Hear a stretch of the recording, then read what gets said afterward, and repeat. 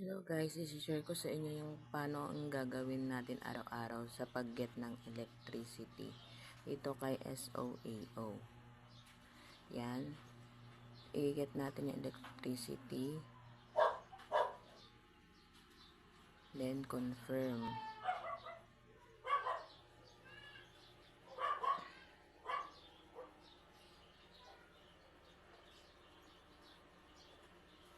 Yan. Titingnan na natin yan sa ating powerhouse.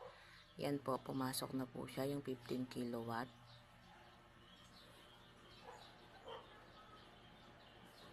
Yan.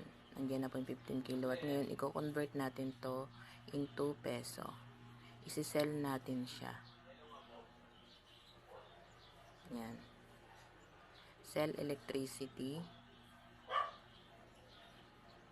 Then max. Yan, yung 15 is equivalent to 135 pesos. Daily ko po yung nakukuha. Yan.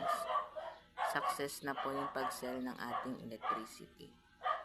Tingnan natin kung pumasok na siya. Yan, naging 302.50 pesos na siya. Nawala na siya dito sa 0 kilowatt na siya kasi naging pera na siya. Thank you guys.